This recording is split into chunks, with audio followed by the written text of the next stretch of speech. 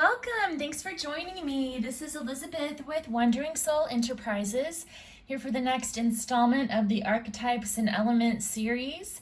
And today we're talking about the Hedonist archetype. So if this is your first time to watch one of these Archetypes and Elements videos, I recommend checking out the introduction. The link is in the description box below.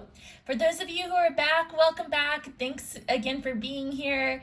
And for all my new subscribers, thank you so much for your support.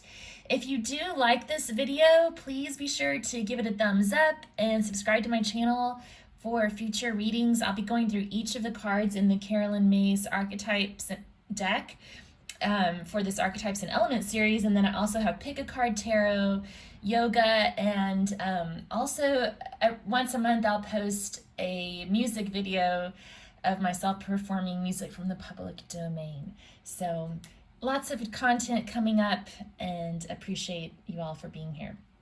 Okay, so the Hedonist, in its light attribute, inspires creative energy to embrace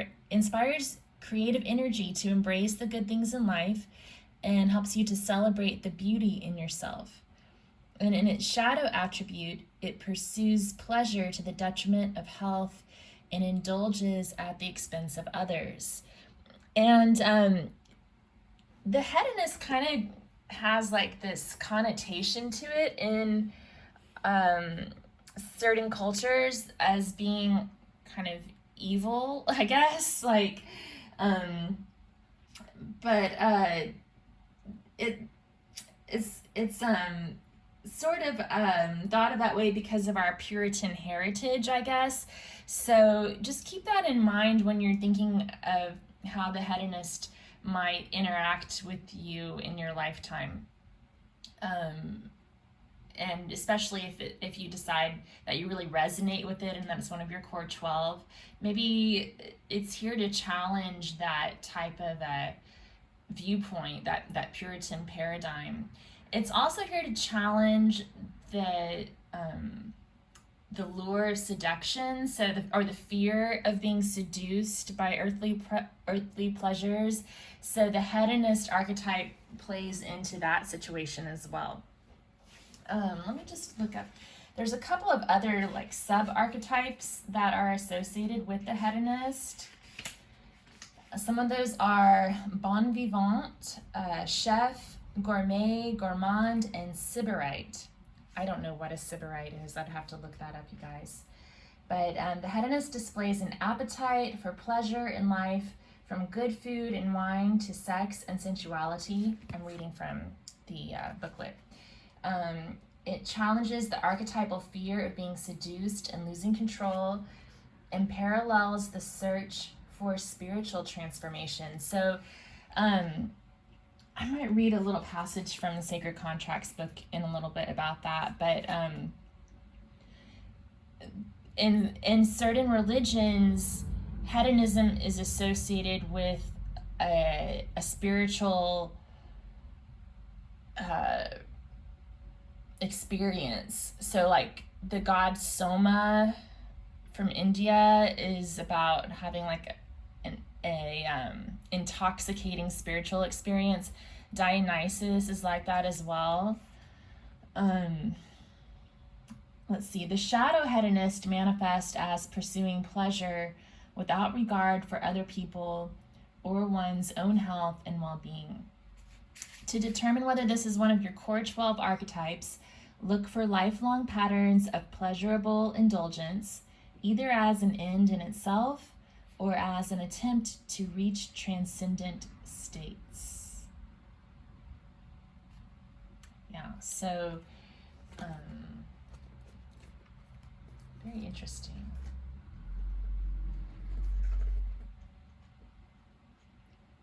And just something that's popping into my head right now, and it's talking about indulging to reach an altered state. It's reminding me of like drug use or alcohol and that sort of thing. And so I'm kind of wondering, like, what's the line between hedonism, the hedonist archetype, and the addict archetype? That's something else to kind of contemplate and mull over, especially if you're you're trying to decide what your core 12 are, and you're like, well, I really like drinking wine. Is that hedonism or is that addiction?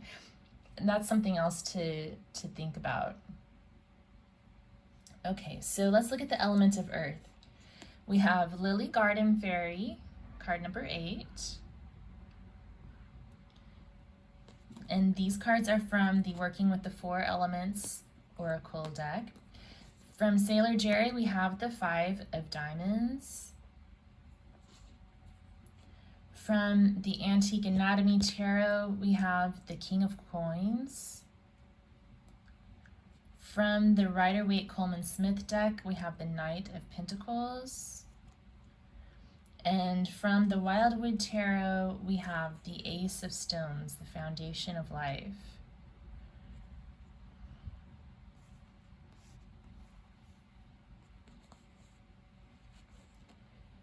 So I'm seeing these cards as sort of like a warning, I guess. Maybe it's coming from my Puritan background, like I was just talking about.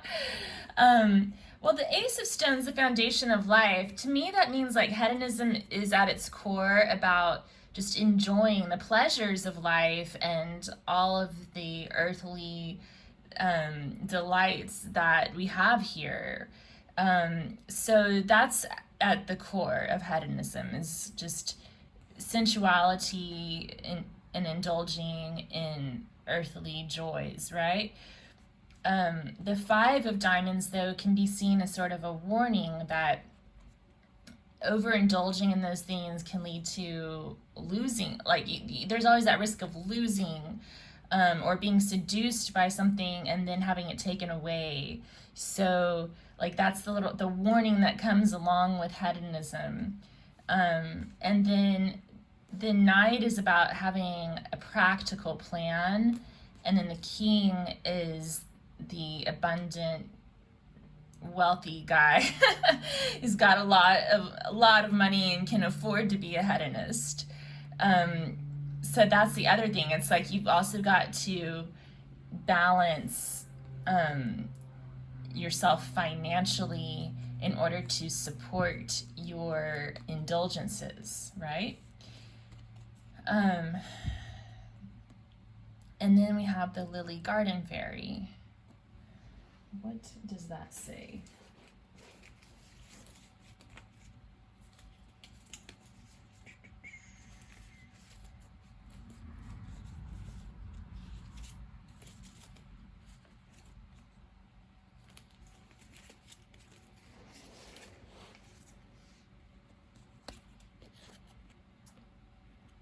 So this card represents the flowing of lines that you see in Art Nouveau.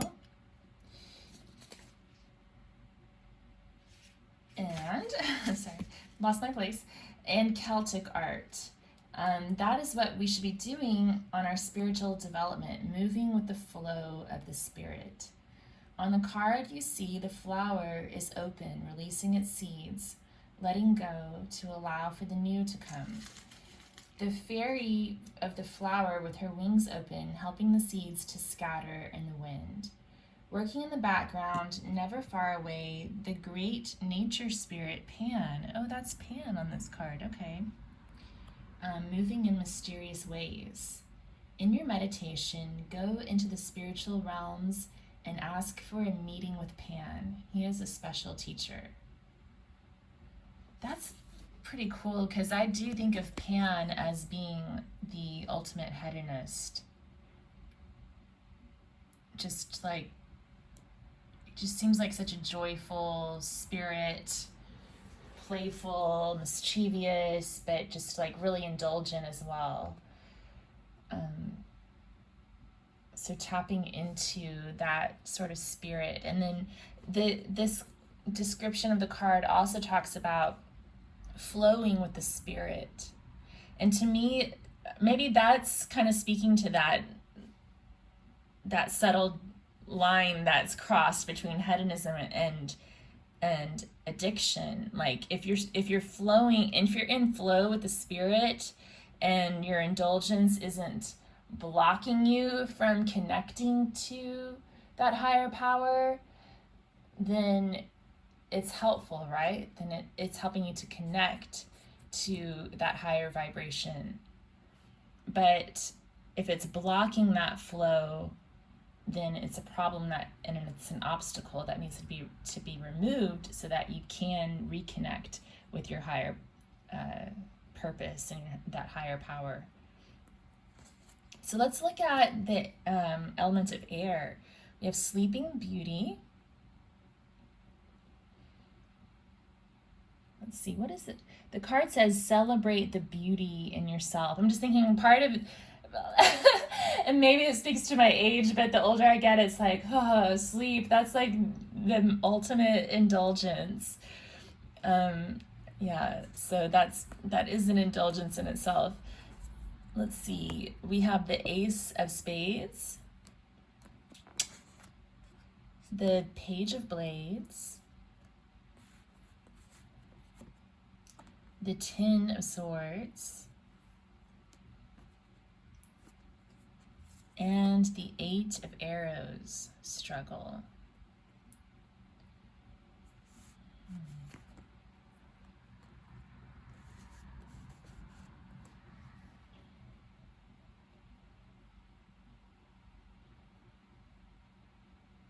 So I'm seeing here a need to be honest with yourself and to not overindulge, because this could be the result, like exhaustion, and in its shadow attribute, the hedonist pursues pleasure to the detriment of health and indulges at the expense of others. So this Ten of Swords can represent poor health or betrayal, like hurting other people. And then we also had that Five of Diamonds come up, which could also represent poor health. And then we have struggle, Eight of Arrows, struggle. So to me, this is talking about the potential for hedonism to seduce you down a path where it does hurt your health or causes addiction or something like that.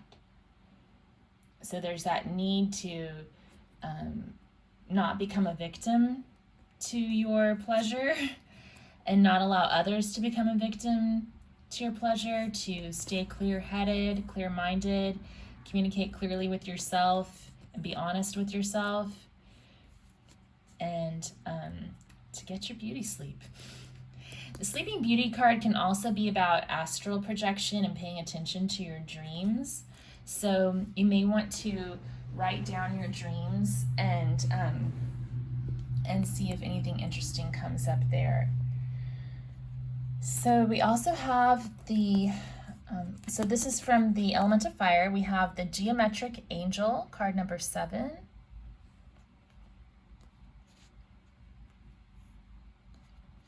We have the Queen of Bows, the Nine of Rods, the Knight of Wands, and the Queen of Bows again. I think that's interesting that the Queen of Bows showed up twice, because I do think of her as a bit of a hedonist, actually. She's probably the most like sexually active of the queens in the tarot. So yeah, she's very fertile and attractive and dynamic and just likes to party and have a good time. So yeah, this is sort of like, this could be the light attribute of the hedonist, but of course there's also the potential for the shadow side with anybody. So yeah, I see this as sort of the embodiment of the hedonist. And then the Knight of Wands is sort of the masculine embodiment of the hedonist, because he's that player type of guy who goes out and just, he's like the Casanova of the tarot deck, right? And then the Nine of Rods is about protection. And to me, this is another warning card to just have healthy boundaries when it comes to your hedonism, so that you're not hurting others, you're not allowing others to hurt you, and you're having respect for your own health and well-being at the same time, not overdoing it. And then we have geometric angel. I think this refers to sacred geometry, but let me check. It's been a while since I read about this card. It hasn't come up in a while.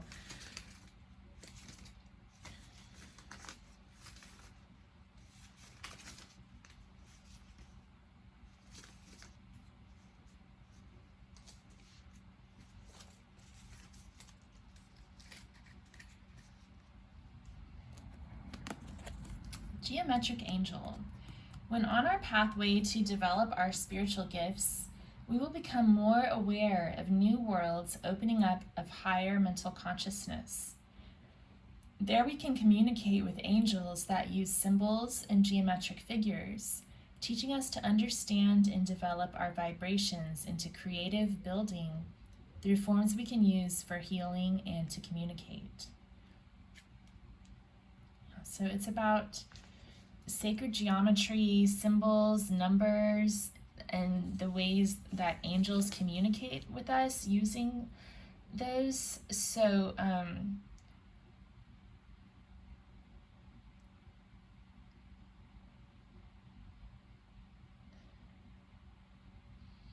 it's talking about opening up to those new pathways.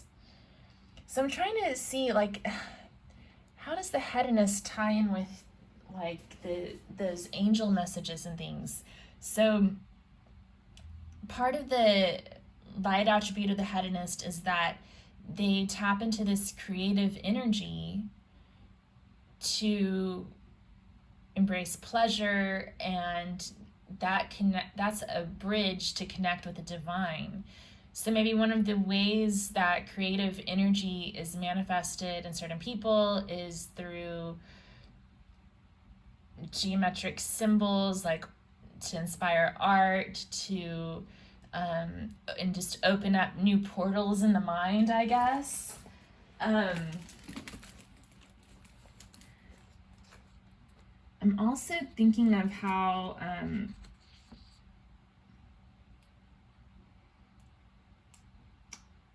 let me see here.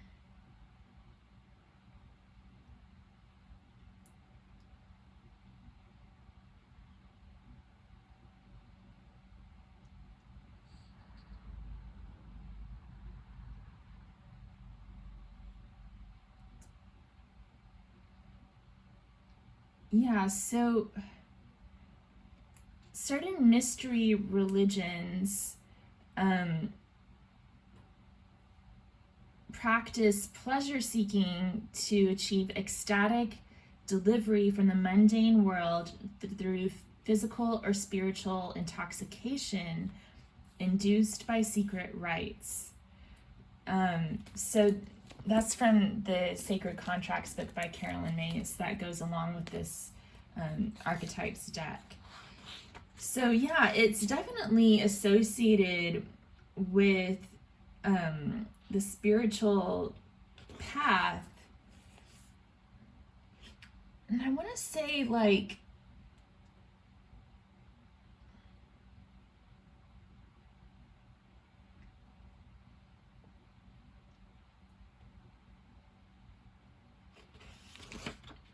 I have to look at Soma, but I'm wondering if there are like mandalas associated with Soma or something like that that would kind of apply in this situation. Or also, like, it's making me think about music and how music is so mathematical, and how that is also a realm that can connect you with the divine, and also something that one of those earthly pleasures that we love to indulge in. And just a couple of different ideas on how that can tie in. Okay, so from the element of water, oh wow, we have Pan showing up again. Pan in the Cosmos, card number 1. And you know what, I think this card and this one both talk about how Pan is a great teacher. So it might be interesting to look at Pan after you watch this to get more messages, like Google Pan. We also have the 5 of Hearts, the 10 of Elixirs, the Page of Cups, and the Two of Vessels, attraction.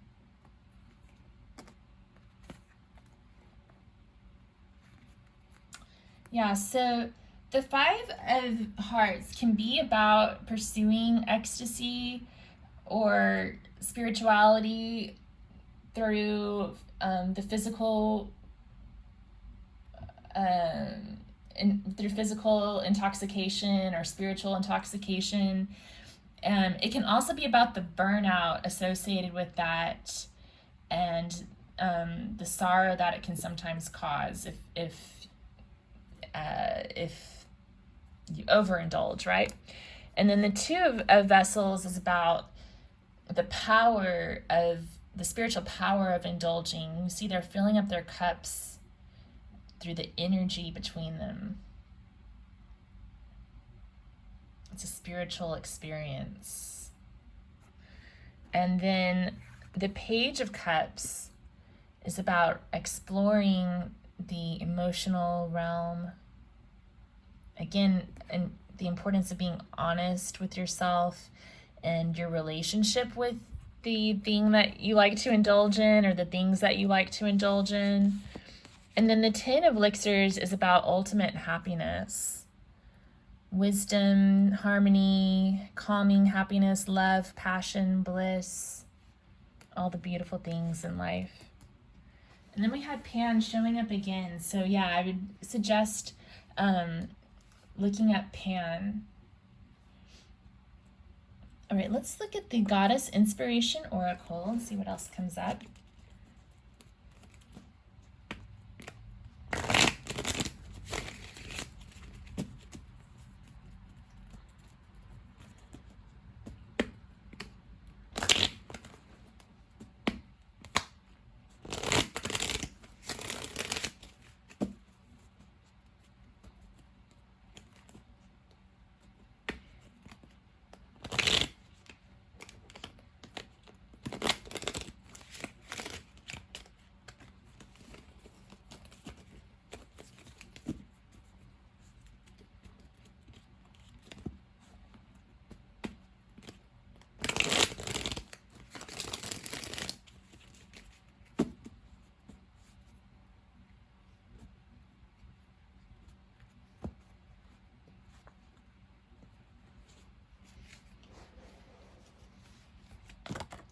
Okay, this one fell out right away. Kali Ma, the Dark Mother. Allow the old to pass. Something better awaits. Well, Kali, I think, is pretty ecstatic when it comes to collecting skulls and killing people. Let's see, what does it say here? She likes to destroy things. Oh, construction too. We had the Geometric Angel, which is about construction, and Kali Ma is the goddess of destruction and construction and renewal. Kali Ma, a powerful Hindu goddess, is widely worshipped in India. She is considered the personification of time, which destroys everything. Though often feared, Kali Ma is necessary to life. Acceptance of Kali Ma recognizes that life cannot exist without death. Death affords an opportunity for new growth to rise from the old. The goddess is often invoked for protection against disease and other destructive phenomena. Kali Ma is terrifying of appearance. She is black of form and wears a necklace of human skulls and a belt of human arms. Her frightening presentation suggests the fears humans displace onto others when they resist change. When embraced, Kali offers the opportunity for great expansion. Wow. Yeah, so one thing that I'm picking up on here with all the cards that we've seen so far is that hedonism is not without its risks, but it's also not without its rewards. So, like, it's good to indulge and enjoy the pleasures of life, but you have to protect yourself from the negative consequences that can come from it. But then again, without taking that risk of loss or of disappointment, or of being seduced, you're closing yourself off to the reward as well. That's one message that's kind of been coming through overall. But Kali's here to remind us, well, even if you hit rock bottom, that just gives you an opportunity to start over again.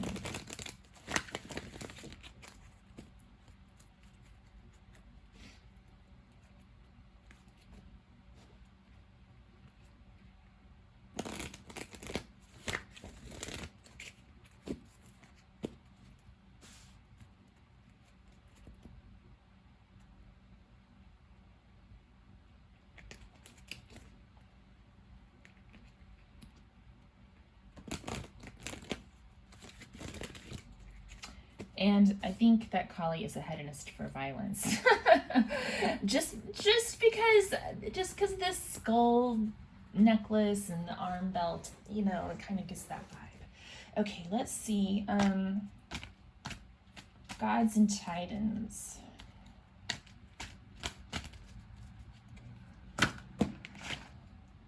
Well, that's a lot.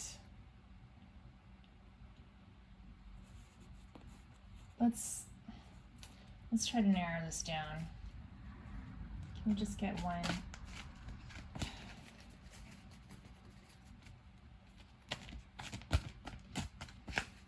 Get one Gods and Titans card. Okay.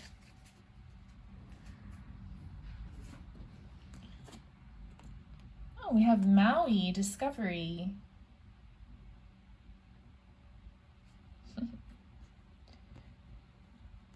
So, you know, discovering all the pleasures of the earth. I like that. I like that vibe. Let's see.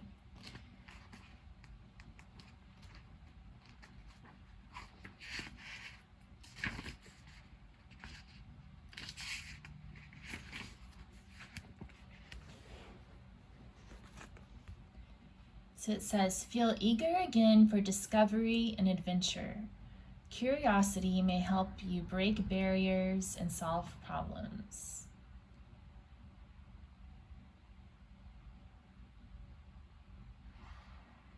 Okay. Yeah, so discovering all the earthly pleasures, that's what I'm getting here.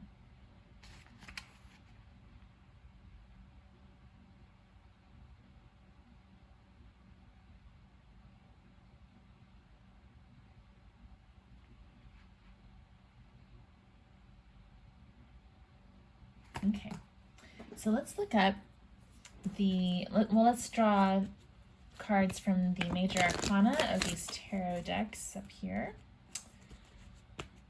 Get some final messages.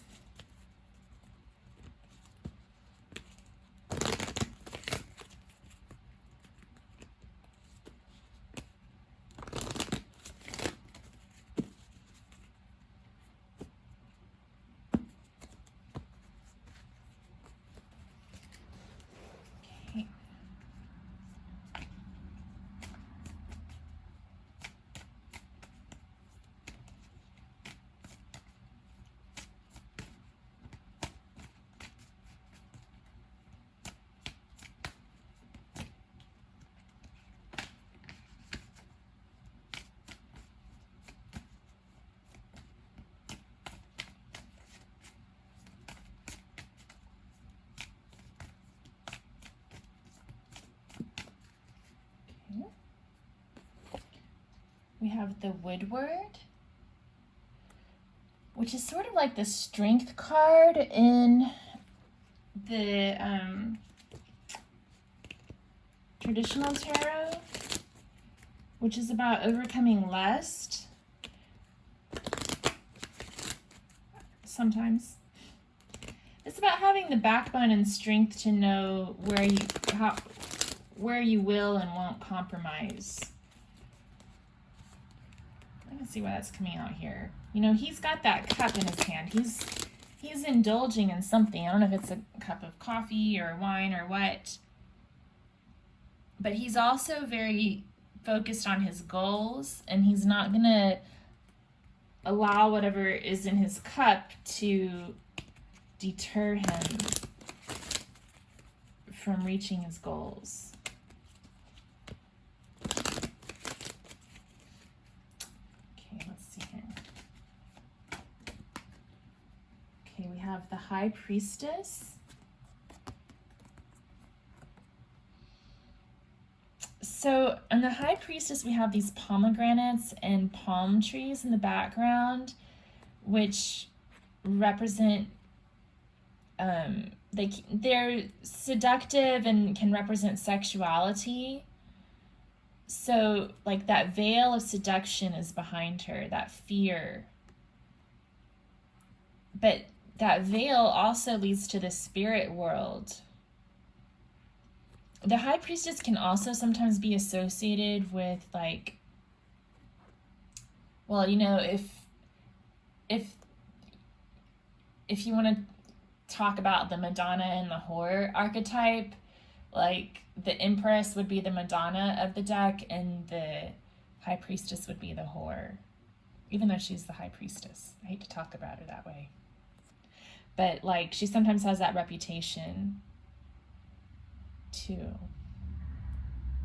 That said, though, she's about stillness and calmness and spirituality. She's probably she's the most intuitive card in the deck. She's the most intuitive character in the tarot deck. So she's very highly evolved spiritually, no matter what you think of her sexual practices, you know. So she knows how to connect pleasure with the divine.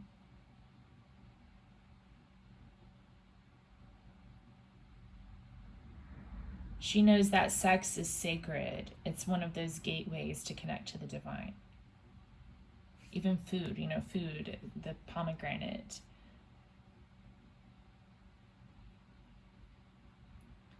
Like, and luxury, like palm fans. Those are ways to transcend the mundane world to connect with the divine. And she can see that in everything.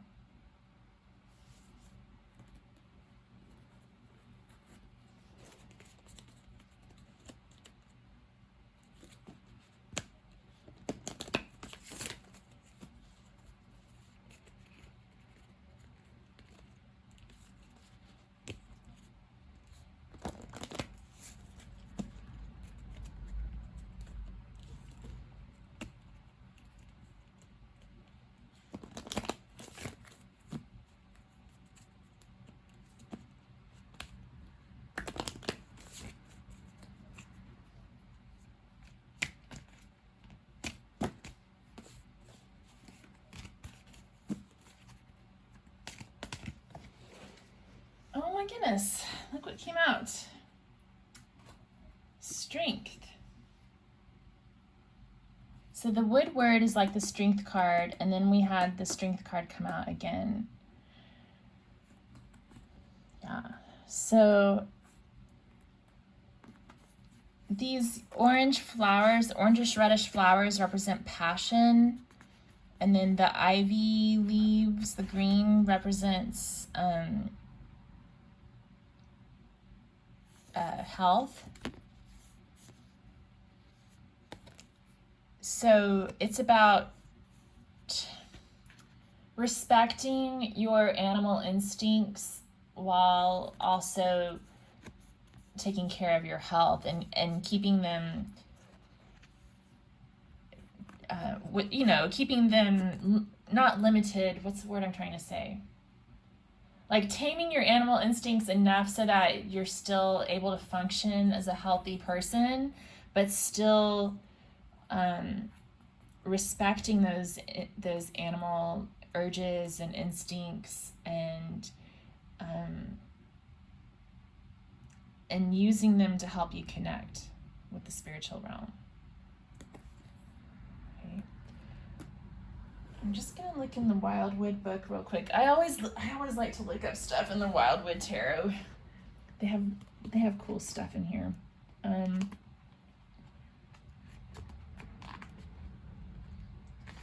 The writing's good.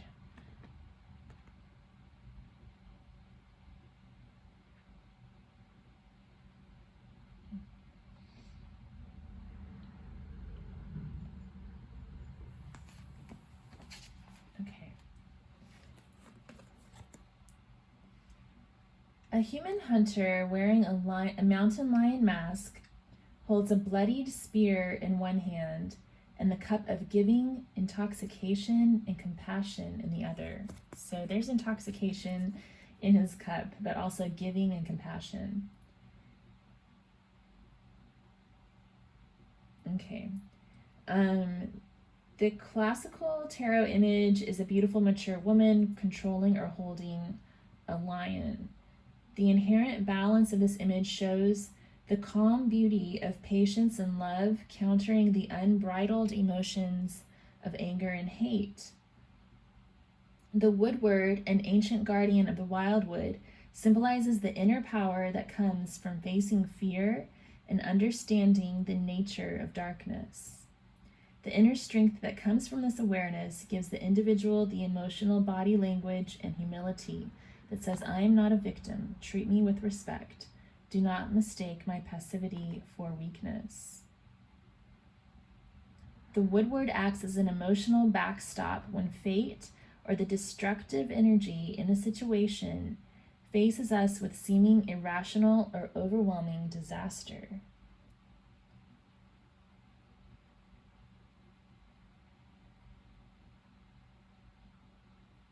A certain fierceness is needed.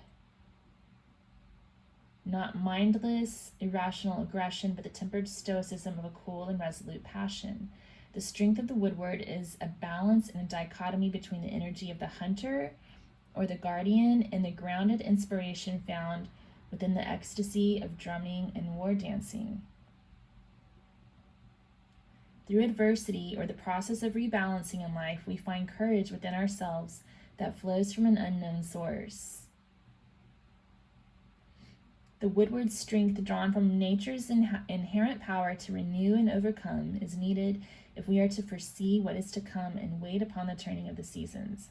Sometimes when faced with a challenging situation, we must find our own inner backstop, the point from which we will not retreat, or from which we can move forward with quiet confidence. The Wildwood ethos has much to teach humanity about calm, resolute strength. So yeah, what I'm getting here, I started out the reading kind of questioning where's that line between hedonism and addiction. And I think that the woodward really speaks to that. The strength card and the woodward, they speak about having that backstop from where you won't go any further. If intoxication or indulgence is serving you to flow freely with the divine, then it's good to indulge and to appreciate life's joys and ecstasy. If it's drawing you into this victim mentality